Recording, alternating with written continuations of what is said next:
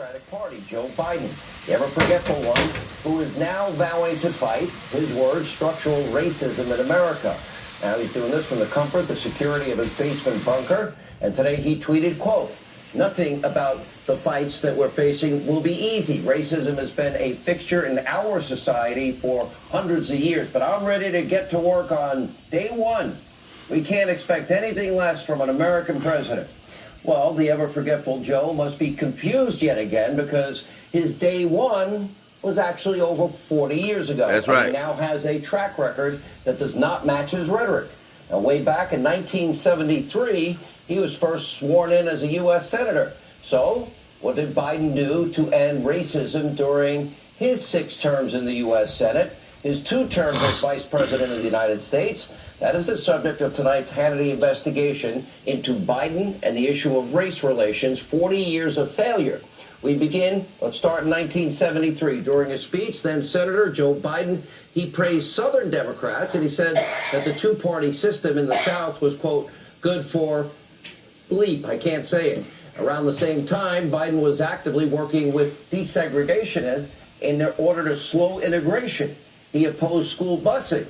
According to NBC News, quote, he led the charge on an issue that kept black students away from the classrooms of white students. 1977, Biden worried that his children would grow up in a, quote, racial, his words, jungle if integration is not done in a, quote, orderly way, whatever that means.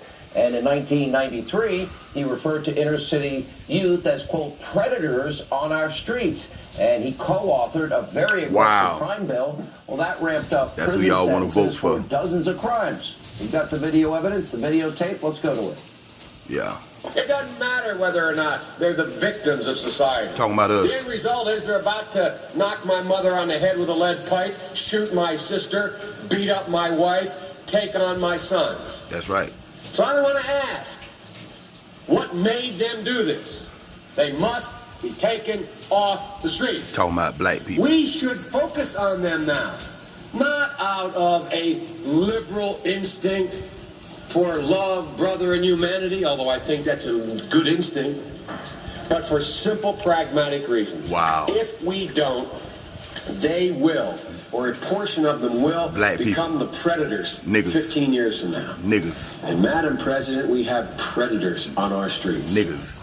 Let's continue. When the crime bill became law, Biden was so proud of his accomplishment, he bragged, quote, the liberal wing of the Democratic Party is now for 60 new death penalties, 70 enhanced penalties, 100,000 new cops, 125,000 new state prison cells. Yeah. This is the same guy that pretended to be a civil rights leader for years. After all, in 1987, you better believe it. He lied about marching in the civil rights protests. More recently, he lied about getting arrested by the apartheid South African government while on his way to see Nelson Mandela. A few weeks ago, he lied about his many political endorsements from the NAACP. They don't endorse, they never endorsed him. And by the way, what did he do to fix systemic racism? Okay, it was under Barack and Joe's watch. Ferguson happened. Baltimore happened. Cambridge Police happened. Trayvon Martin, George Zimmerman happened. That was when he was vice president. That's right. So what did he do to fix the systematic racism in the 70s, the 80s, the 90s, the 2000s? In other words, does this what we're about to play you sound like a man who's particularly worried about racism to you? You decide. Take a look. The largest growth in population is Indian Americans moving from India.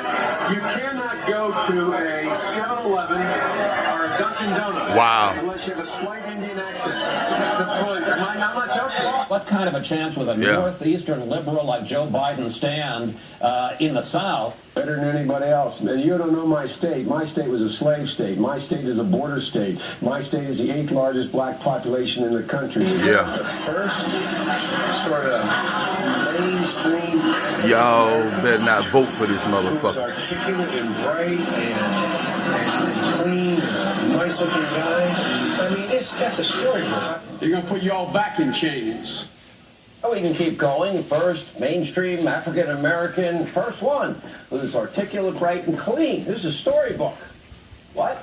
Believe it or not, his rhetoric has actually gotten much worse. A few weeks ago, Biden told radio host Charlemagne the God the following. You decide. It's a long way until November. We got Fuck ass more coon ass questions. nigga right there. You got more questions, but I tell you, if you have a problem figuring out whether you're for me or Trump, then you ain't black. Pretty obvious why Biden spends most of his days hiding in his basements. Democrats are now being caught on tape. They don't want anyone to actually see the real Joe Biden. The lying, the weird statements, the racial rhetoric, the constant confusion. Question America's going to have to ask and answer in 146 days. Is Joe Biden fit to serve as the commander-in-chief and the president of the United States? Fuck Does no. he have the mental alertness, the stamina, the strength to take on what is the